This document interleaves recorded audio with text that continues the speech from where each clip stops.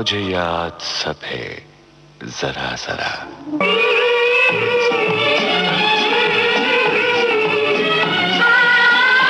मुझे याद सब है जरा जरा। मुझे याद सब है जरा जरा। वो लम्हा लम्हा साथ है। मुझे याद सब है जरा जरा।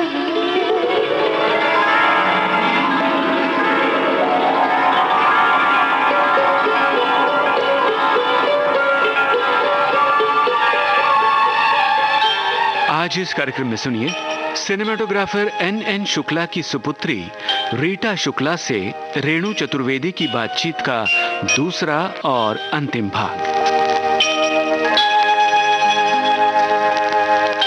मुझे याद सब है जरा जरा, ये कह रही हैं रीटा शुक्ला जी, और आप हैं एक सफल सिनेमेटोग्राफर एन शुक्ला की पुत्री।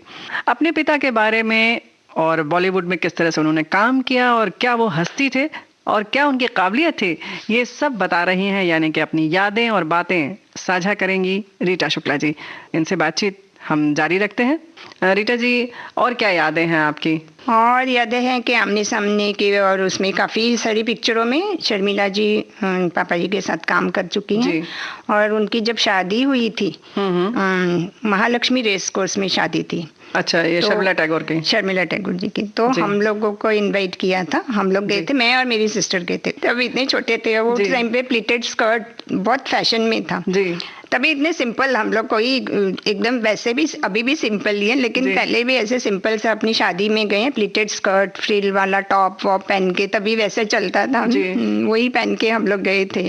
मतलब आज तक याद है मुझे, ब्लैक स्कर्ट प्लीटेड और पिंक कलर की फ्रिल वाली टॉप। और तब सभी लोग एक जैसे कपड़े पहनते थे ना, बहनें जी, दोनों बहनें एक से? हाँ, दोनों तीनों सबको एक जैसे कपड़े बना देते थे। रीटा जी, क्यों ना यहाँ पर एक गीत सुन लें।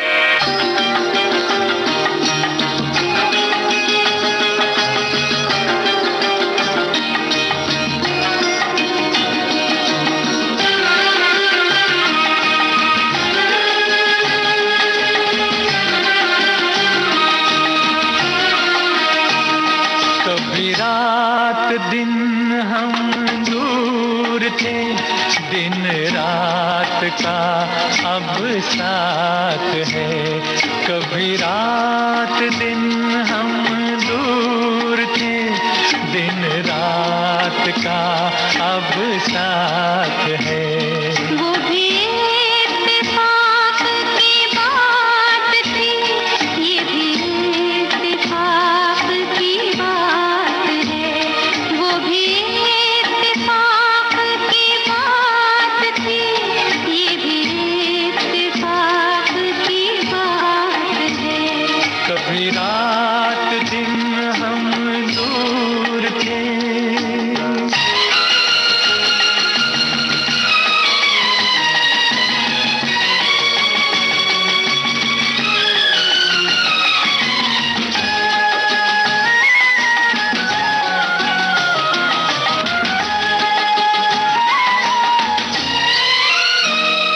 तेरी आँख में है खुमार सा, मेरी चाल में है सुरूर सा।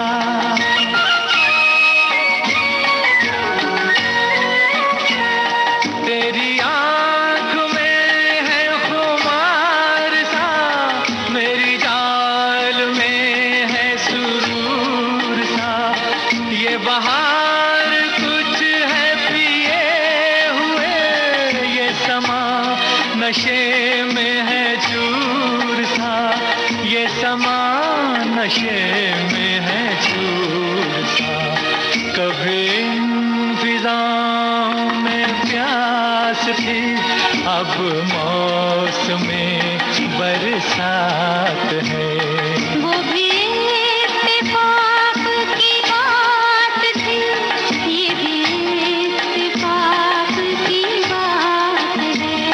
कभी रात दिन हम दूर थे।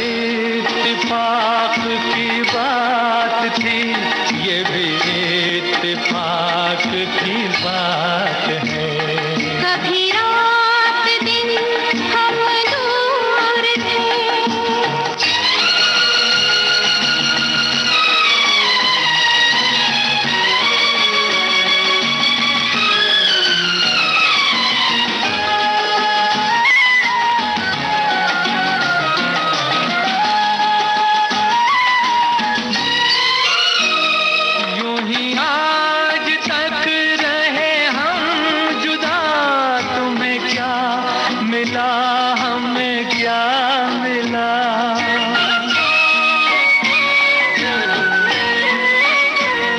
यूं ही आज तक रहे हम जुदा, तुम्हें क्या मिला, हमें क्या मिला।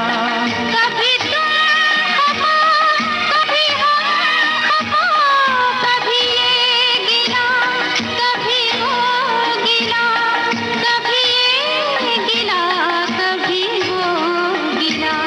कितने बुरे थे वो दिन सनम, कितनी हसीन ये रात है। वो भी इत्तेफाक की बात थी, ये भी इत्तेफाक की बात है। कभी रात दिन हम दूर थे, दिन रात का अब साथ है। कभी रात दिन हम दूर थे। तो यानी कि आपके पिताजी जो परंपरा जैसी आपकी जो चली आ रही थी उसी में रहे, ऐसा नहीं हुआ कि मुंबई आए तो यहाँ के रंग में रंग जाए? नहीं, वो तो वैसे कुछ नहीं थे, काफी स्ट्रिक्ट थे। वैसे स्ट्रिक्ट मतलब है कि हम लोगों को लीनियंट है, कोई लड़के या लड़कियों में ऐसे फर्क नहीं कभी समझा। हम लोग इतनी 5 बहनें हैं। अच्छा। हाँ, हम लोगों को कभी ऐसा नहीं महसूस होने दिया कि तुम लोग लड़कियां हो, ये नहीं करना है, वो नहीं करना है। उनको टाइम नहीं मिलता था, वो हमें बोलते थे पिकनिक, स्कूल से पिकनिक जाती है, जाओ, जो करना है करो, एंजॉय करने के लिए सब तैयार रहते थे। अच्छा, छूट थी पूरी? छूट दी हुई थी कि सब कुछ करो, तो लेकिन पढ़ाई जरूर करो। जी हाँ, कि लाइफ में पता नहीं क्या होगा कभी, बाकी पढ़ाई तो काम आती हैगी। जो भी हो, थोड़ी बहुत जो काम के लिए पढ़ाई करनी बहुत जरूरी है। और वो हम लोगों को डांटते सिर्फ इसलिए थे कि मैथ्स सिखाने जब बैठते थे, और हम लोगों को बहुत गुस्सा आता था। मैथ्स नहीं आता था। अच्छा, मैथ्स के लिए पढ़ाने बैठते थे वो। अच्छा, जब भी टाइम मिलेगा तब हम लोगों को बोलेंगे आओ तुम लोगों को मैथ्स सिखाते हैं, और हम लोगों को मैथ्स आता नहीं था जी। तो बहुत गुस्सा आता था, अरे आज पापा जी की छुट्टी, आज हमको मैथ्स सीखना पड़ेगा।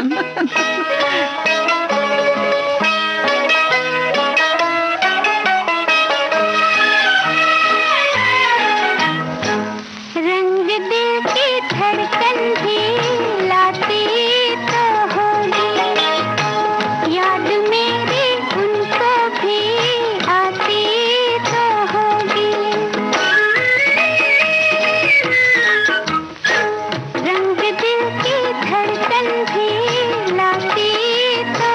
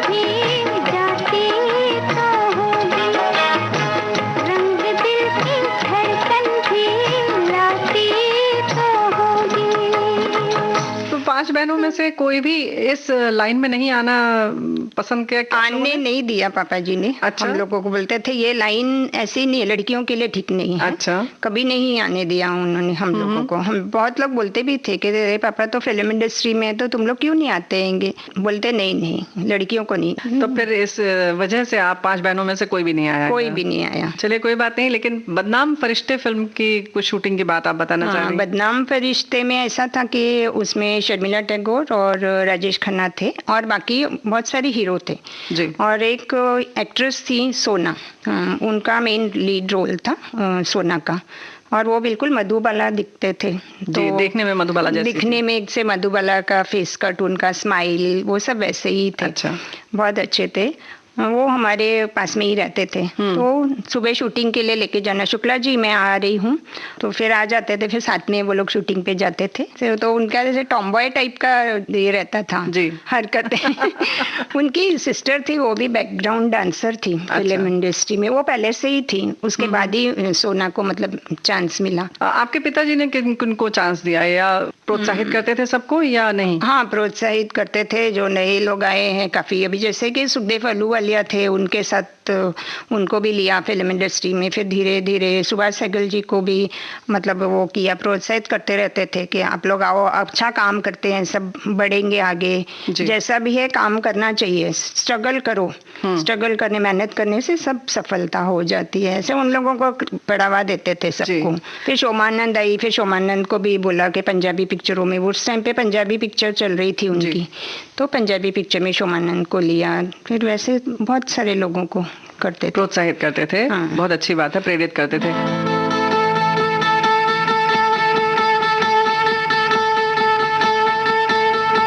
एक बंजारा गाए, जीवन के गीत सुनाए, हम सब जीने वालों को जीने की राह बताए।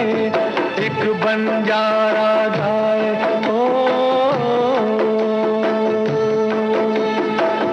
बंजारा गाए, जीवन के गीत सुनाए, हम सब जीने वालों को जीने की राह बताए। एक बंजारा गाए,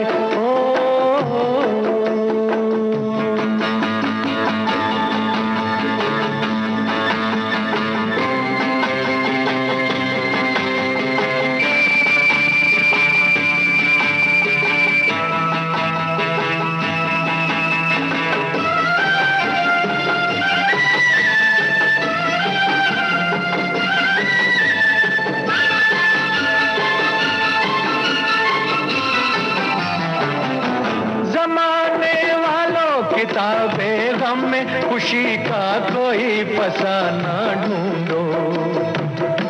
जमाने वालों किताबें गम में खुशी का कोई फसाना ढूंढो।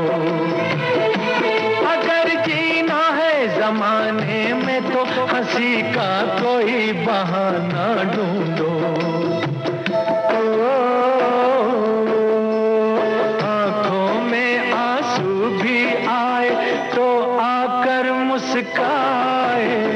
एक बंजारा गाए, जीवन के गीत सुनाए, हम सब जीने वालों को जीने की राह बताए।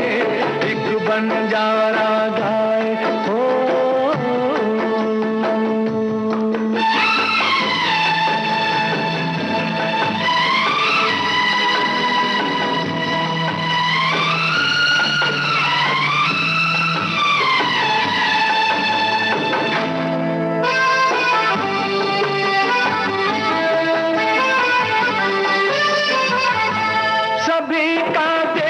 नहीं होता है नसीबा रोशन सितारों जैसा। सभी का देखो नहीं होता है नसीबा रोशन सितारों जैसा।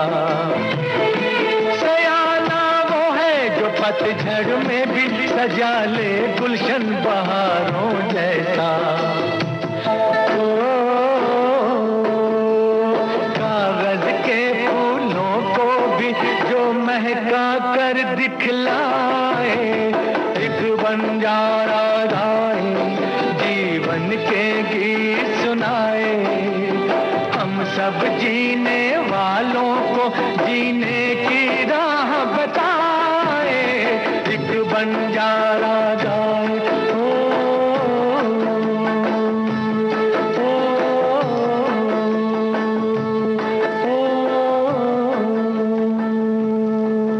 बाद में फिर उनका रुझान कुछ फिल्म बनाने की ओर भी हुआ? हाँ, फिल्म बनाई थी उन्होंने काफी सालों बाद जाके सोचा, पहले तो रिस्क नहीं लेना चाहते थे जी। फिर उनके कजन ब्रदर थे, उन्होंने बोला कि हम लोग मिलके चलो एक पिक्चर बनाते हैं। उनका नाम रवि तिवारी था जी। तो पार्टनरशिप में इन लोगों ने एक चकमा मूवी बनाई। इसमें स्टार कास्ट थे शशि कपूर, जिन्होंने शशि कपूर जी ने बोला पहले धर्मेंद्र जी को भी कास्ट करना था, फिर वो उनको टाइम नहीं था, तो शशि कपूर जी ने बोला अरे शुक्ला जी आप करिए, मैं हूँ आपके साथ, अच्छा आप बनाइए, मैं उसके अंदर करूँगा एक्टिंग, जब भी मुझे टाइम मिलेगा मैं आपको फ्री में करूँगा काम, आप बिल्कुल चिंता ना करिए, ऐसे बोला। अच्छा।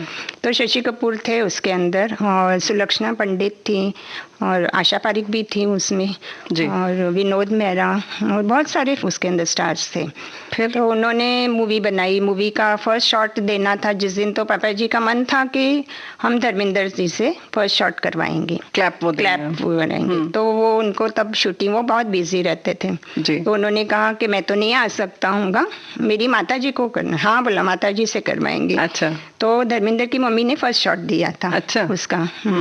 फिर वो फिल्म बनी तो? हाँ वो फिल्म बनी काफ़ी अच्छी, गाने भी बहुत अच्छे उसके थे, फेमस हो गए गाने, उसकी रॉयल्टी भी आती थी। लेकिन बाद में ऐसा हुआ कि वो पिक्चर कंप्लीट नहीं हुई। अच्छा। हाँ काफ़ी दिन पूरे हो गई थी, लास्ट शॉट भी सब कुछ हो गया था, लेकिन थोड़ा बाद में फिनिशिंग करनी रहती है वो जो सब। फिर उस टाइम पे शशि कपूर जी बीमार बीमार हो गए। फिर विनोद मेहरा बाद में उनका नहीं रहे। ऐसे करते करते वो पिक्चर आज तक रिलीज नहीं हो पाई। नहीं। अच्छा, गाने हिट हो गए, गाने हिट हो गए, रॉयल्टी भी मिलती थी। बाद में मैंने खुद लेटर लिख के मना किया कि अब रॉयल्टी अभी वो नहीं रहे हैं। उनके 2005 में डेथ हुई, उसके बाद फिर हमने बोला कि रॉयल्टी क्यों ले ऐसे ही वो गाने की, तो अभी तो है नहीं वो उनकी। फिर रॉयल्टी शायद बंद हो गई, पहले आती थी घर पे हमेशा। अच्छा। कुछ थोड़े से पैसे आते थे। हाँ लेकिन फिर भी क्यों, रॉयल्टी तो मिलती रहती है नहीं? मुझे पता नहीं है, क्योंकि जो हमारे पापा जी के साथ पार्टनर थे जी, हाँ उन्होंने ऐसे कभी कुछ गाइड नहीं किया था कि रॉयल्टी लेनी चाहिए नहीं लेनी चाहिए, कुछ हमारा पता नहीं था। तो मैंने ऐसे सोचा कि अब तो उनकी डेथ हो गई है, हाँ हमें लेना नहीं चाहिए। और हमारे पापा जी भी इतने ईमानदार थे ना, अगर चाहते तो वो आज बहुत कुछ कर सकते थे फिल्म इंडस्ट्री में रह के, लेकिन कभी नहीं एक्स्ट्रा पैसा नहीं लेना, एकदम ईमानदारी से जो मेहनत करके जो कमाई का पैसा मिलता उतना ही। वो तो दिख रहा है आप में भी। और जैसे कि कौन आगे आके कहता है कि हमें रॉयल्टी के पैसे नहीं लेने हैं क्योंकि शुक्ला जी नहीं है, बहुत बड़ी बात है। मना कर दिया था उनको लेटर लिख के। चकमा फिल्म की जो आप बता रही थी कि जैसे शशि कपूर जी ने कहा कि हम बहुत सपोर्ट करेंगे शुक्ला जी, आप बनाइए, तो क्या सच में उन्होंने बाद में सपोर्ट किया? बहुत सपोर्ट किया उन्होंने। हाँ वो हर जगह पे जब भी बोलेंगे ना शूटिंग है, हाँ बेफिक्र, अरे भाई मैं हूँ करेंगे। हाँ वो शूटिंग पे आ जाते, टाइम से शूटिंग पे आना, सब करना। और पहले भी बोलेंगे कि अगर पहले इसे शॉट लेके रखना है तो ले लो, मैं अभी मेरे पास टाइम है, शॉट लेके रख लो तुम लोग, मतलब एक्स्ट्रा भी जो लेना है ले लीजिए, बाद में जो भी करना होगा करते रहना। मतलब और सुलक्षणा पंडित भी बहुत मतलब अच्छे थे, तो उनका भी यही था हमारे घर पे, शुक्ला जी आप करिए मैं आपके साथ हूँ। रीटा जी बातें तो ऐसी हैं कि चलती ही रहेंगी, लेकिन क्यों ना यहाँ पर एक गीत सुन लिया जाए। आदमी मुसाफिर है, आता है जाता है, आते जाते रास्ते में यादें छोड़ जाता है। आदमी मुसाफिर है, आता है जाता है, आते जाते रास्ते में यादें छोड़ जाता है। आदमी मुसाफिर है,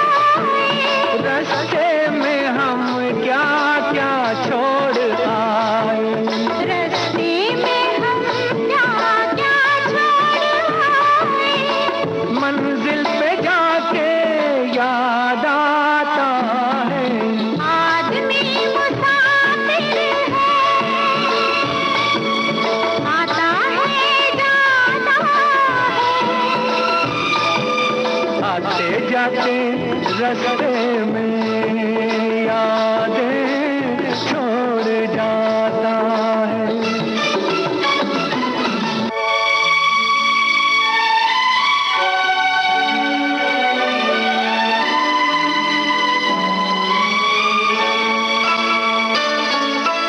जब डोलती है जीवन की नैया, जब डोलती है जीवन की नैया, कोई तो बन जाता है खिवैया, कोई तो बन जाता है खिवैया, कोई किनारे पे ही डूब जाता है। आदमी मुसाफिर है, आता है जाता है, आते जाते रास्ते में यादें छोड़ जाता है। आदमी मुसाफिर है, आता है जाता है, आते जाते रास्ते में यादें छोड़ जाता है, यादें छोड़ जाता है, यादें छोड़ जाता है।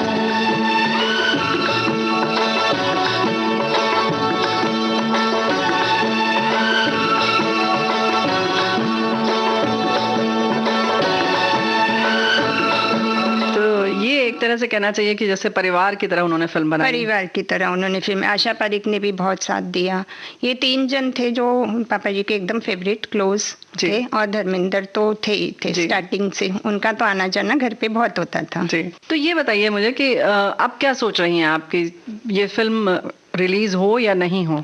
नहीं, हम लोग तो यही चाहते हैं कि हो रिलीज। अब मेरा एक कजिन ब्रदर है जो आगरा में रहता है, हमारे चाचा का लड़का, वो चाहता हैगा कि मैं करूँगा, ताऊ जी की इच्छा पूरी करूँगा। और हमारे जो इस पिक्चर में एडिटर थे सुभाष सहगल जी, तो उनके साथ तभी मिलके अगर वो कुछ करेंगे तो बहुत अच्छा होगा, रिलीज हो जाए, हम भी चाहेंगे। चलिए, हम सबकी भी कामना है और दुआ है कि जरूर रिलीज हो। और चलिए यहाँ पर चकमा फिल्म का एक गीत सुन लेते हैं।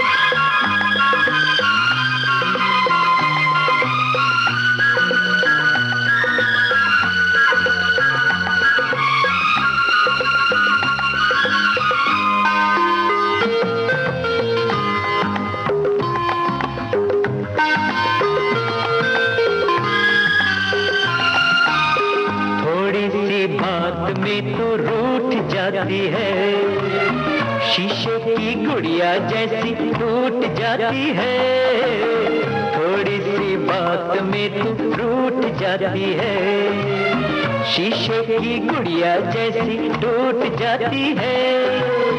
तेरी यादों ने, तेरी जफाओं ने मुझको बना दिया है दीवाना, तेरा रूठ जाना और मेरा मनाना दोनों का जवाब नहीं।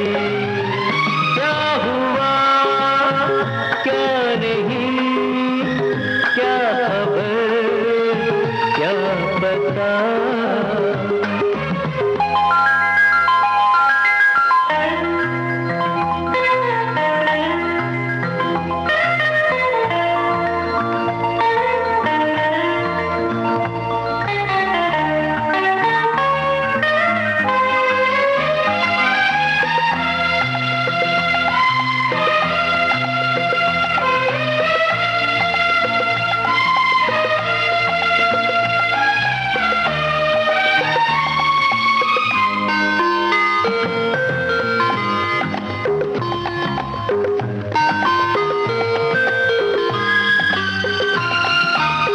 मानी है अब तो कितनी मुश्किल से, मिलने दे हंस के जरा दिल दिल से। मानी है अब तो कितनी मुश्किल से, मिलने दे हंस के जरा दिल दिल से। मौसम मस्ताना है, प्यार का जमाना है, ऐसे में फिर न कहीं दूर उठ जाना, तेरा रूठ जाना और मेरा मनाना दोनों का जवाब नहीं। मेरा प्यार तौबा, तेरा गुस्सा तौबा, दोनों का हिसाब नहीं। क्या हुआ क्या नहीं, क्या खबर क्या पता। क्या हुआ क्या नहीं, क्या खबर क्या पता।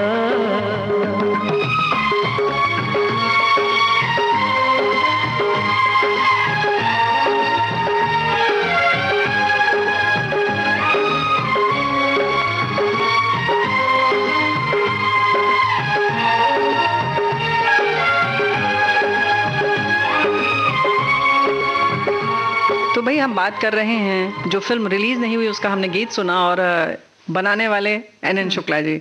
रीटा जी ये बताइए कि इसके अलावा पिताजी के और क्या शौक थे? पिताजी के शौक थे पेंटिंग करना। अच्छा? उन्होंने नेल वर्क किया था। अच्छा। हाँ, बहुत साल पहले की बात है ये। उन्होंने नेल वर्क किया था और उनको उसके लिए सम्मानित भी किया गया। श्रोताओं, हम आपको बता दें कि एक छोटा सा कागज हमारे हाथ में है, बहुत पुराना हो चुका है, मटमैला सा हो चुका है, जैसे कागज पुराना हो जाता है, लेकिन ये है माननीय प्रधानमंत्री पंडित जवाहरलाल नेहरू जी के कार्यालय से आया हुआ पत्र है। और पेंटिंग जो आप बता रही हैं रीटा जी कि इनके पिताजी बनाते थे, वो बापू की पेंटिंग उन्होंने प्रधानमंत्री कार्यालय भेजी थी और वहां से इनकी प्रशंसा के लिए पत्र आया था।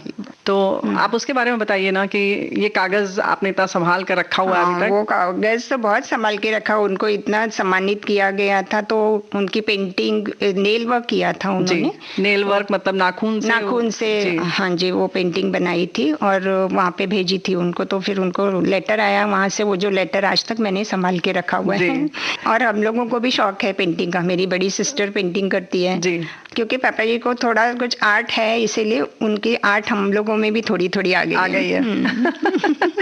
देखिए, हुनर होता है और वैसे भी फोटोग्राफी में कहीं ना कहीं कला तत्व तो है ही। हाँ जी दोस्तों, कार्यक्रम चल रहा है मुझे याद सब है जरा जरा, और इसमें हम बातचीत कर रहे हैं रीटा शुक्ला जी से, जो बता रही हैं अपने पिता एन शुक्ला के बारे में। तस्वीर तेरी दिल में जिस दिल से उतारी है,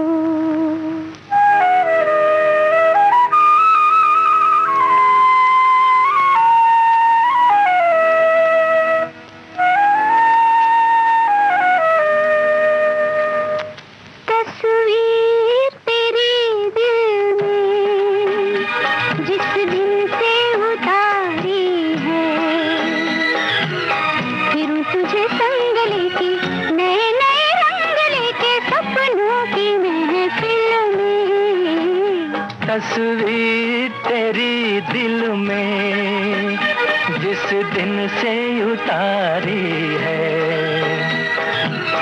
फिर तुझे संग लेके नए नए रंग लेके सपनों की महफिल में। तस्वीर तेरी दिल में।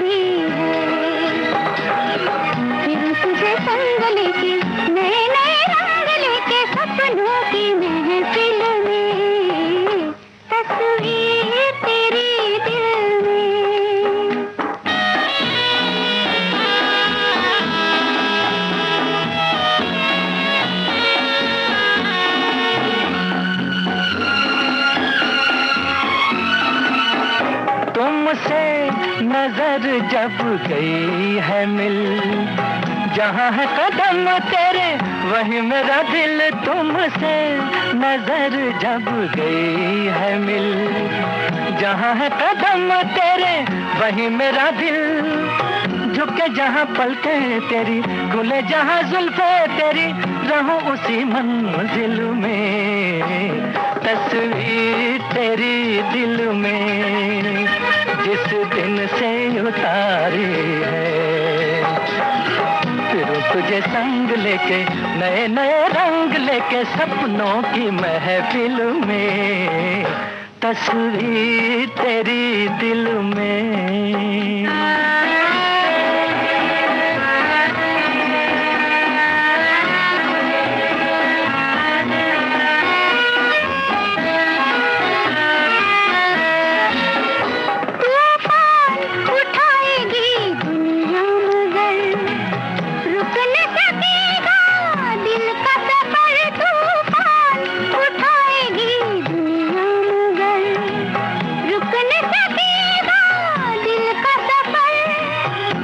नजर मिलती होगी यूं ही शमा जलती होगी तेरी मेरी मंजिल में। तस्वीर तेरी दिल में जिस दिन से उतारी है, फिर तुझे संग लेके नए नए रंग लेके सपनों की महफिल में। तस्वीर तेरी दिल में जिस दिन से उतारी है, फिर तुझे संग लेके नए नए रंग लेके सपनों की महफिल में। तस्वीर तेरी दिल में। ये जो सम्मान की बात है, अभी आपने जो पहले वो बताया था कि ट्रॉफी दी गई थी उस गाने के लिए, कहानी किस्मत की गाने के लिए, उस ट्रॉफी की कैसी क्या है सूरत? उस ट्रॉफी पे हैं शंकर जी बने हैं। कपिलेश्वर अच्छा। फिल्म्स थी उनका, कपिलेश्वर फिल्म्स नाम था जी। और वो उस ट्रॉफी पे शंकर भगवान जी बने हैं, नीचे नाम लिखा है कहानी किस्मत की। और अच्छा। उसके ऊपर 100 डेज की ट्रॉफी थी, कंप्लीट हो गए 100 डेज।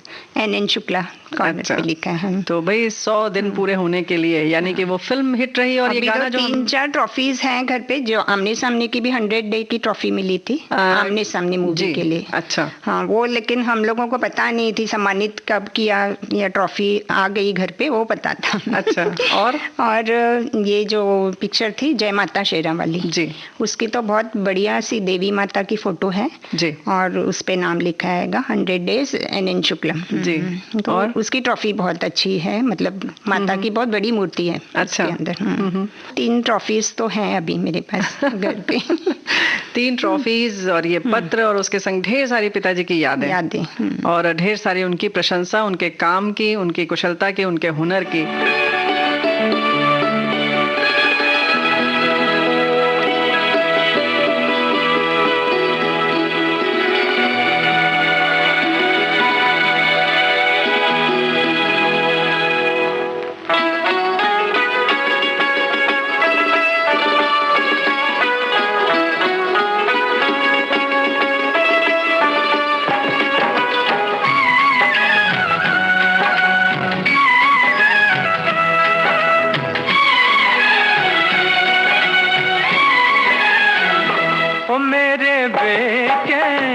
को चैन तूने दिया, मेरे बेचैन दिल को चैन तूने दिया, शुक्रिया शुक्रिया ओ शुक्रिया शुक्रिया।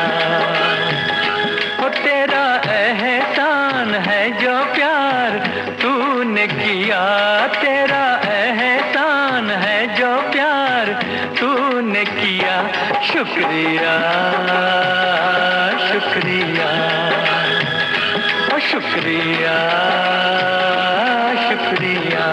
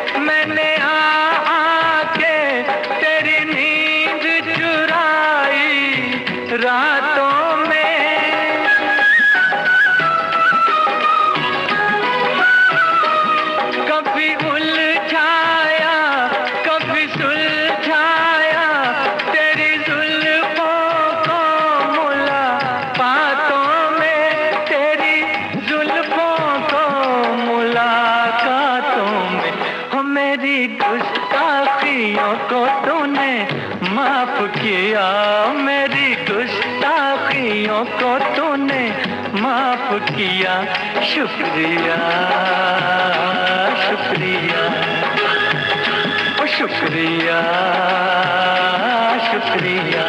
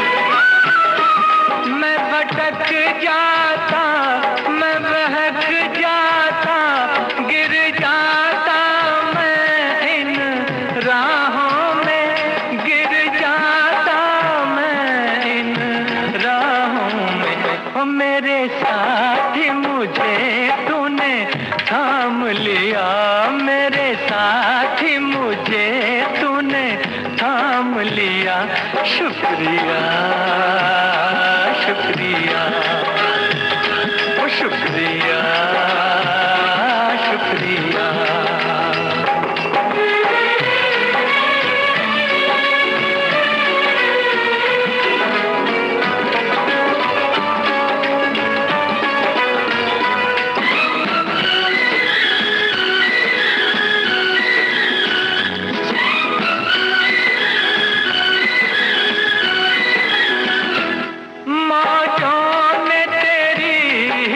बा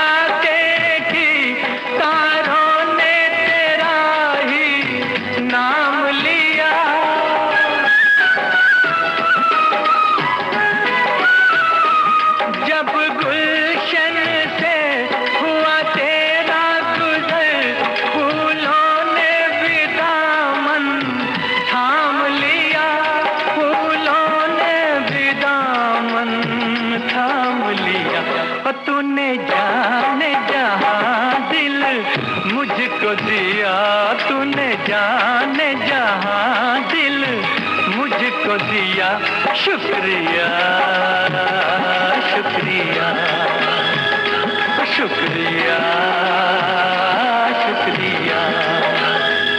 ओ मेरे बेचैन दिल को चैन तूने दिया, मेरे बेचैन दिल को चैन तूने दिया, शुक्रिया शुक्रिया शुक्रिया शुक्रिया।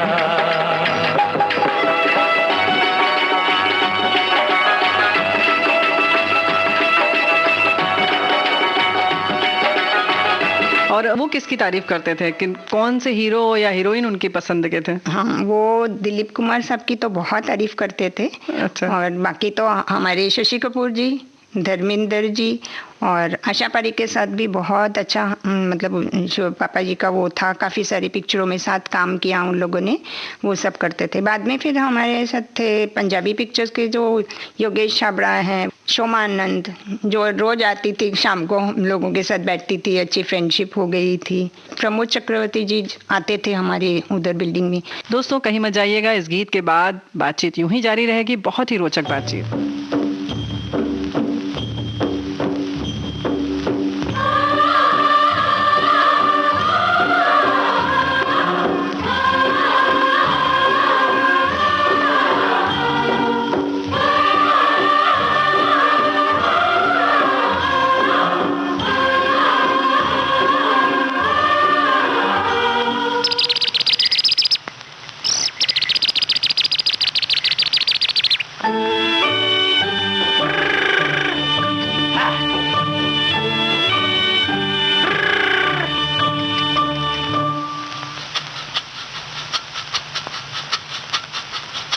सुहाना सफर और ये मौसम हसी, सुहाना सफर और ये मौसम हसी, हमें डर है हम खो न जाए कहीं, सुहाना सफर और ये मौसम हसी।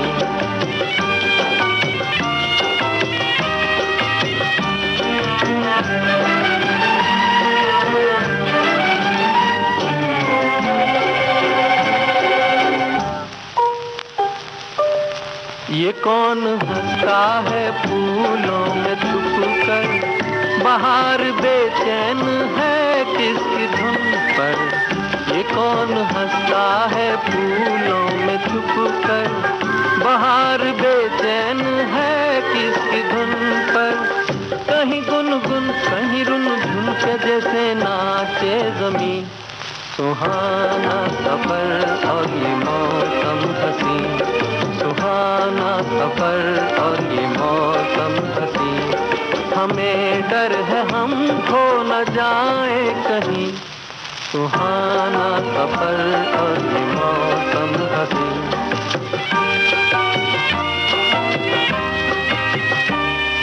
ओहो हो,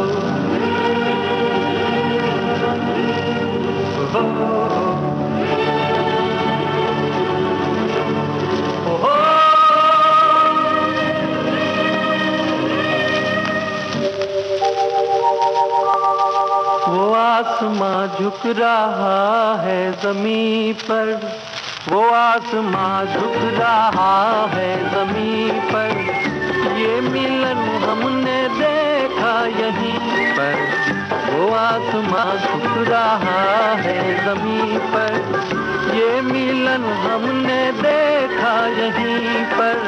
मेरी दुनिया मेरे सपने मिलेंगे शायद यहीं, सुहाना सफर और ये मौसम हसी, सुहाना सफर और ये मौसम हसी, हमें डर है हम खो न जाए कहीं, सुहाना सफर और ये मौसम हसी, सुहाना सफर और ये मौसम हसी। रीटा जी, जैसा आपने बताया था कि 1948 में पिताजी आगरा से यहाँ आए, उन्होंने बहुत संघर्ष किया, तो लगभग कब तक ये दौर चलता रहा संघर्ष के बाद खैर एस्टैब्लिश भी हो गए, स्थापित भी हो गए, बहुत नाम भी हुआ, बड़े बड़े लोग या यूं कहें कि उनकी हुनर की वजह से सब उन्हें चाहते थे, उनके काम को पसंद करते थे। तो कब तक ये बहुत सक्रिय रहे? वो रहे 1998 तक, मतलब उनको पूरा अच्छे तरह काम वाम करते रहे जी। उसके बाद उनको अचानक से पैरालिसिस का अटैक आया जी। वो लेटे थे, अचानक से चिल्लाने लगे, घर में कोई नहीं था, मम्मी किचन में थे। फिर उनको अटैक आने के बाद उनको हॉस्पिटल वगैरह ले जाए गए और 17 डेज तक वो कोमा में थे। अच्छा, 17 दिन तक? 17 दिन तक कोमा में थे। उसके बाद वो रिकवर होने लगे। अच्छा। 9 इयर्स तक मतलब उनको तकलीफ बहुत रही बिस्तर पर। हाँ, बिस्तर पे थे। फिर धीरे धीरे चलने लगे। लाइक 4-5 साल के बाद मम्मी ने बहुत मेहनत की, स्ट्रगल करके मम्मी ने उनको खड़ा कर दिया, लेकिन वो छड़ी लेके चलते थे। और फिर एक पिक्चर उन्होंने वैसे ही हालत में की थी। अच्छा। हाँ, असिस्टेंट को लेके जाते थे, एक पंजाबी मूवी थी, उनको असिस्टेंट को साथ ले जाते थे। वो लोग ने बोला कि नहीं आप ही करिए शुक्ला जी, आप कर सकोगे। उनका विल पावर बहुत स्ट्रांग था, तो आप कर सकोगे, आप करिए पिक्चर। तो गए थे करने के लिए। अच्छा, वो करते थे? हाँ, वो तो करते इसी शहर में या? इसी शहर में। अच्छा, हाँ। मुंबई में। एक सुभाष करके उनके असिस्टेंट थे, उनको ले जाते थे। तो वो साथ में सब करके रेडी करते थे और क्लिक वो करते थे, पापा जी जाके देख के सेटिंग वगैरह ठीक है, हाँ ठीक है, चलो अब क्लिक करेंगे। तो इतना मतलब स्ट्रांग विल पावर था उनका। स्ट्रांग विल पावर, और फिर वही होती है कि एक पारखी नजर जो उन्की थी वो उस प्रोड्यूसर डायरेक्टर को चाहिए ही थी। हाँ जी, है ना? तो ये होता है काम जब आपका इस मकाम पर पहुंचता है तो आपको हर हाल में। खुद भी बहुत स्ट्रगल किया और सिर्फ अपना जो मोटिव उनका यही था कि मेरा काम पे ही ध्यान रखना है, मुझे नाम करना है, मुझे पैसे नहीं मिलेंगे चलता था। अच्छा। हाँ, पैसे कम देते थे, नहीं देते थे तो इतना कोई टेंशन नहीं होता था, लेकिन काम अच्छा होना चाहिए। क्या बात है, काम प्रधान है, ये बहुत बड़ी बात है। तो उसके बाद कब तक इस तरह से चला? 2005 में उनकी डेथ हो गई। उसके बाद, उसके पहले मतलब थोड़े कुछ ही दिन पहले वो हॉस्पिटल में उनको एडमिट किया। तब डॉक्टर ने कहा कि इनको निमोनिया, अच्छे खासे थे तभी भी, खांसी हो रही थी, थोड़ी वॉमिटिंग हुई। उसके बाद एडमिट किया और उसके अगले दिन ही नेक्स्ट सुबह उनकी डेथ हो गई थी। अच्छा, आप लोग पहले जैसे बता रही थी कि पहले आप लोग जो शहर में शूट होती थी वहां जाते थे, या जो शहर के बाहर होती थी वहां जाते थे, या इंडोर जो शूट होती थी उसमें? हाँ, इंडोर में तो बहुत ही कम, नहीं जाते थे, नहीं लेके जाते थे। अच्छा। वो तो बहुत हम लोगों को अवॉइड ही करते थे कहीं भी शूटिंग वगैरह पे। हाँ, लेकिन हमारे ऑफिस की जो स्टाफ थी मेरी, को शूटिंग देखनी है तो सब गाड़ी भर के जाते थे। अच्छा। उनको अलाउड था, हम लोगों के लिए अलाउड नहीं था शूटिंग पे जाना। हम लोगों को आउटडोर शूटिंग रहती थी, जैसे अक्सा बीच पे हुई, चकमा की शूटिंग हुई थी अक्सा बीच पे, बाहर कहीं शूटिंग होती हैगी, तो बोलते थे आ जाना है तो आ जाना शूटिंग पे। साथ में नहीं लेके जाते थे कभी। अच्छा। आ जाओ और चले जाओ। अच्छा, ऐसा? थोड़ी देर शूटिंग देखो फिर चले जाओ। हाँ, क्योंकि बोरियत होने लगती है। बोरियत भी होने लगती है और वो नहीं पसंद करते थे। हमेशा से ऐसे ही था, आओ खाओ पियो, अगर जो देखना है शूटिंग देखो, थोड़ा सा खाओ पियो और निकल जाओ। यानी कि काम में उनका पूरा जो कंसंट्रेशन है वो रहे और काम अच्छा हो। क्या बात है। तो ऐसी शख्सियत NN शुक्ला जी, जिनकी बातें हम कर रहे थे, उनकी बेटी रीटा शुक्ला से। रीटा जी, बहुत बहुत धन्यवाद। आपका भी धन्यवाद। आपको मैं सच कहती हूँ कि आपकी वजह से मैं आज यहाँ आई हूँ। फर्स्ट टाइम ऐसा है कि मेरा इंटरव्यू इधर हो रहा है। इतने साल आकाशवाणी में काम करके पहली बार आकाशवाणी का इंटरव्यू दे रहे हैं, ये बहुत बड़ी बात है। रीटा जी, जब आपने बता ही दिया है तो हम बता देते हैं श्रोताओं की, रीटा जी आकाशवाणी में कार्य कर चुकी हैं, अब सेवानिवृत्त हो चुकी हैं, इसलिए मैंने कहा कर चुकी हैं। और अलग अलग आकाशवाणी के अनुभाग हैं, उसमें किस अनुभाग में कब इन्होंने काम किया, इन्हीं से पूछते हैं। रीटा जी बताइए।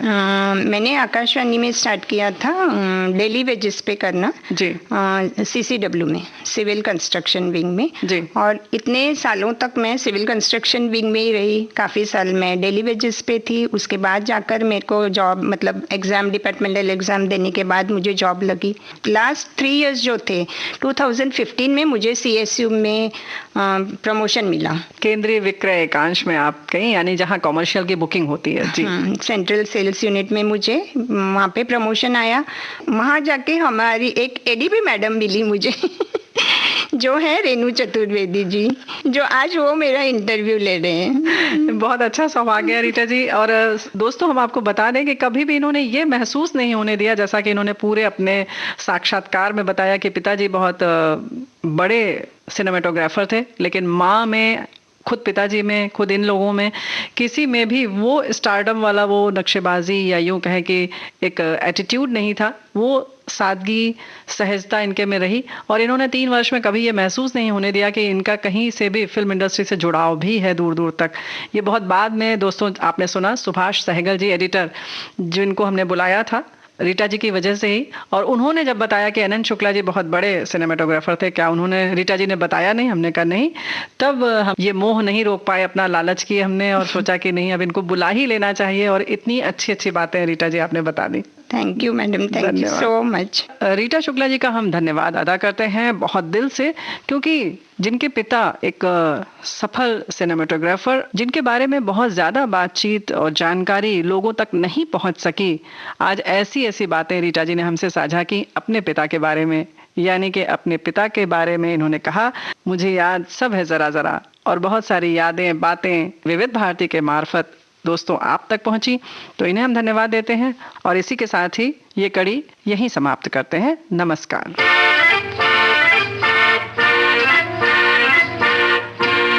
आप सुन रहे थे सिनेमेटोग्राफर एन एन शुक्ला की सुपुत्री रीटा शुक्ला से रेणु चतुर्वेदी की बातचीत का दूसरा और अंतिम भाग।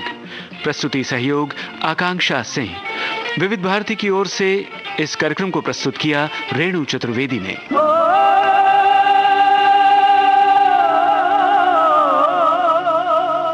मुझे याद सब है जरा जरा।